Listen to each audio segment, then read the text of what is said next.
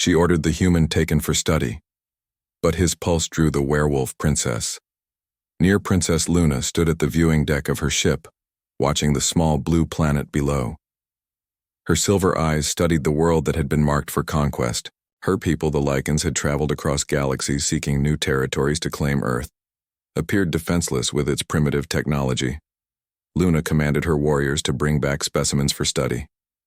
She wanted to understand these humans before her father, the Alpha King, decided their fate.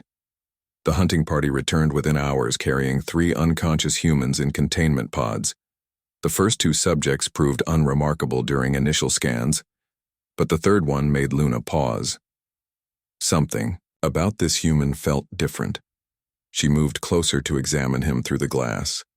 He was tall with dark hair and appeared younger than the others. When the medical team began their procedures, Luna noticed something strange. Her enhanced hearing picked up the steady rhythm of his heartbeat. It was strong and calm even in sleep. Most captured beings showed rapid heart rates from fear or stress. This human remained peaceful, Dr. Maya. The lead scientist approached Luna with her findings. The first 2 humans showed typical stress responses, elevated cortisol and adrenaline levels. But this one displayed remarkable stability. His neural patterns suggested an unusual mental strength. Luna found herself returning to the laboratory more frequently than necessary. She told herself it was scientific curiosity, but something deeper drew her to observe this human. The way his chest rose and fell, the steady pulse visible at his throat, fascinated her in ways she could not explain. On the 3rd day, the human awakened. His name was Jake, according to the data extracted from his belongings. He sat up calmly in his cell and looked directly at Luna through the observation window. Most beings cowered when they saw her lupine features, but Jake simply nodded as if greeting a neighbor. Luna entered the containment area, something she rarely did with specimens. Jake stood as she approached, showing respect, but no fear. His scent reached her sensitive nose, and she detected no terror or aggression, only curiosity and determination. Jake spoke first, asking about his companions. Luna found herself answering honestly that they were unharmed and would be returned to Earth. This surprised her, as she typically revealed nothing to captives. Jake thanked her with genuine warmth that made her feel oddly pleased. Over the following days, Luna visited Jake regularly. Their conversations ranged from human culture to Lycan society.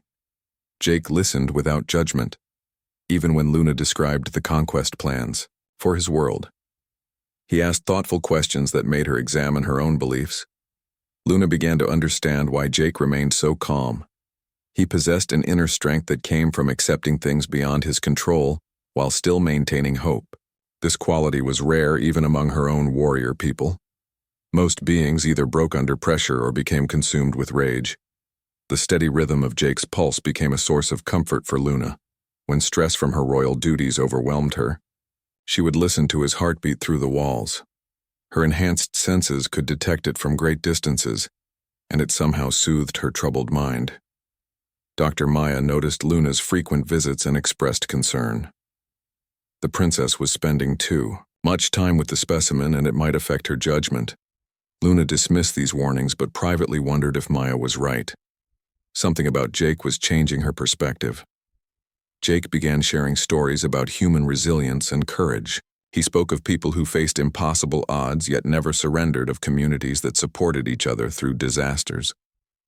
Luna found these tales stirring emotions she had never experienced before. One evening, Luna discovered Jake had fallen ill with a fever common to humans in artificial environments. Dr. Maya recommended immediate disposal before the specimen contaminated others. But Luna felt an unexpected panic at the thought of losing Jake against protocol.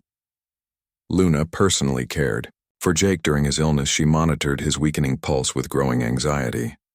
When his heartbeat grew faint, she feared something precious would be lost forever. This realization shocked her, as she had never valued any being's life above Lycan interests.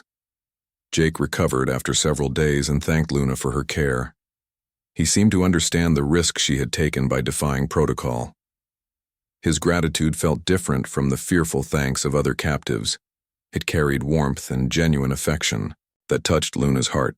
Luna's father, The Alpha King arrived to inspect the conquest preparations. He reviewed the human specimens and declared them weak and unsuitable for slavery. Luna felt relief that Jake would be returned to Earth, but also sadness at their approaching separation. During their final conversation, Jake asked Luna to consider showing mercy to his people. He did not beg or threaten, but simply requested that she remember humans were more than they appeared. Luna promised to speak with her father, though she knew it would be difficult. The night before Jake's return to Earth, Luna visited him one last time. She listened to his calm, steady heartbeat and realized she would miss this sound that had become so familiar. His pulse had drawn her close in ways she never expected, changing her understanding of strength and courage. Jake was released with his companions as planned, but Luna retained recordings of his heartbeat. She played them during lonely nights aboard, her ship finding peace in their rhythm.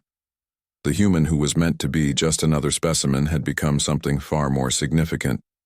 Months later, when the Alpha King ordered the invasion of Earth, Luna stood before the War Council.